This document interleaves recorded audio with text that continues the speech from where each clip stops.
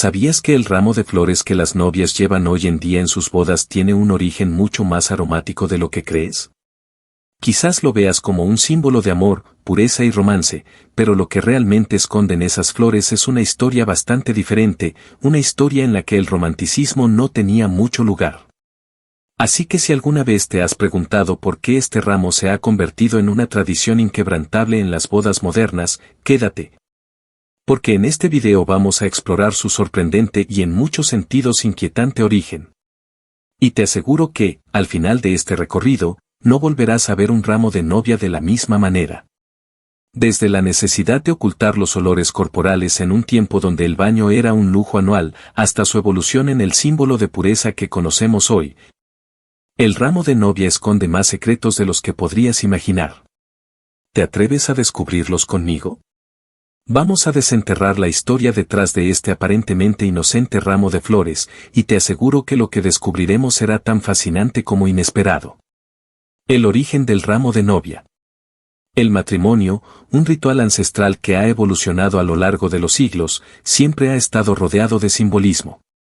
Pero detrás de uno de los más conocidos, el ramo de novia, se oculta una verdad que muchos preferirían no conocer. Una verdad que nos lleva a las entrañas de una época donde la higiene era casi inexistente y los olores del cuerpo, inevitables.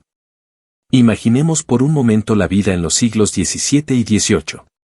Nos encontramos en los gloriosos salones del Palacio de Versalles, el símbolo máximo del poder y la opulencia de la monarquía francesa.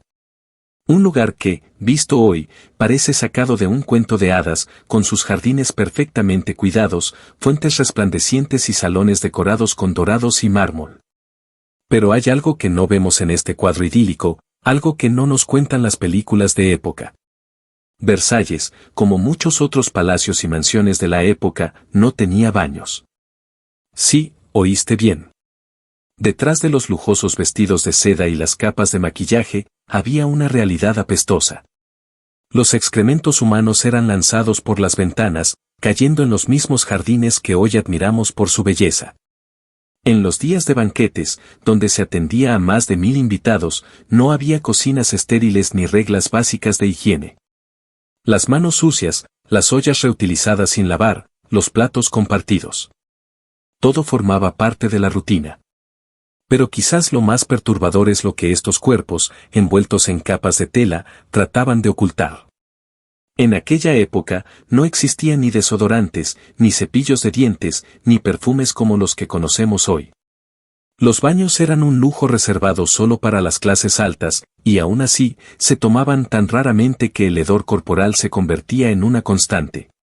Los nobles, esos que tanto admiramos en los retratos antiguos, tenían lacayos cuyo único propósito era abanicarlos, no solo para refrescarlos, sino para disipar los olores que emanaban de sus cuerpos. No eran abanicos por cortesía, eran por necesidad. En las famosas baladas promovidas por la monarquía, esos jardines de ensueño que ahora atraen a turistas, servían no solo como lugar de recreo, sino como retrete al aire libre. Imagina las elegantes damas y caballeros de la corte, entre risas y bailes, haciendo sus necesidades tras los arbustos. Y es en este contexto donde entra en juego el ramo de novia. Aunque hoy lo asociamos con el romanticismo, el significado detrás de este símbolo tradicional era mucho más pragmático. Las bodas en la Edad Media y el Renacimiento solían celebrarse en junio, justo después del único baño que la mayoría de las personas tomaba al año, generalmente en mayo. A pesar de que en ese momento el olor corporal aún era relativamente tolerable, con el calor del verano empezando a intensificarse, no tardaba en volver la incomodidad. Las novias, conscientes de este problema y deseosas de mantener un aire de frescura, llevaban ramos de flores no solo como una elección estética, sino por una razón mucho más práctica. Sostenían los ramos firmemente cerca de sus cuerpos, no tanto para adornarse, sino para enmascarar los olores corporales que inevitablemente empezaban a surgir tras días o semanas sin agua ni jabón.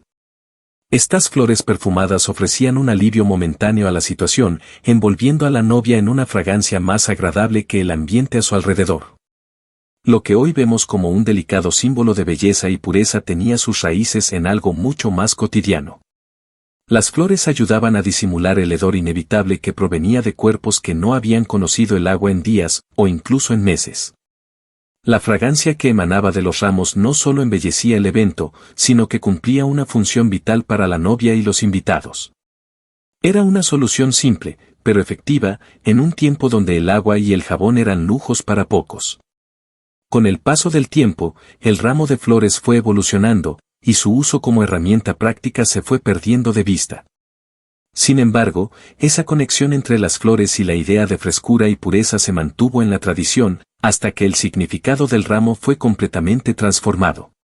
Hoy en día, lo asociamos con la esperanza y el amor, sin recordar que, en sus inicios, su función era tan terrenal como las necesidades básicas del ser humano.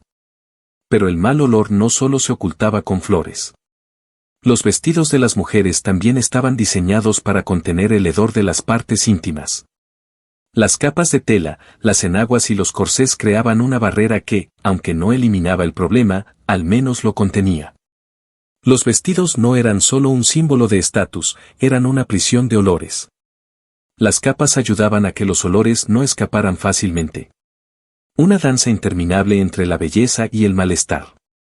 Y entonces, la pregunta es inevitable, ¿cuántas de nuestras tradiciones actuales esconden historias que preferimos no recordar? ¿Qué otros secretos nos cuentan los vestidos impecables, las joyas deslumbrantes y los ramos de flores que hoy nos parecen tan inofensivos? Todas esas piezas que hoy asociamos con momentos de alegría y celebración, ¿qué secretos ocultan? Cada detalle que forma parte de una boda moderna tiene un trasfondo, una historia que ha sido pulida con el paso del tiempo hasta que solo queda su versión más romántica. Pero ¿qué historias oscuras o incómodas se han perdido en el proceso?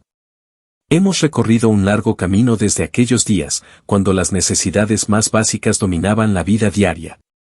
Hoy, el ramo de novia sigue siendo una tradición, pero su propósito original ha quedado en el olvido. Ya no lo vemos como una herramienta práctica para sobrevivir a los olores de cuerpo sin bañar, sino como un símbolo de buena suerte, de fertilidad y de amor eterno. Pero, irónicamente, esa pieza central en la ceremonia sigue atrayendo las miradas de todos, sin que la mayoría sepa que en sus orígenes, el ramo no era tan inocente como parece. La próxima vez que veas a una novia caminando hacia el altar, con flores frescas en sus manos y una sonrisa en el rostro, quizás te detengas a pensar por un momento en ese pasado olvidado.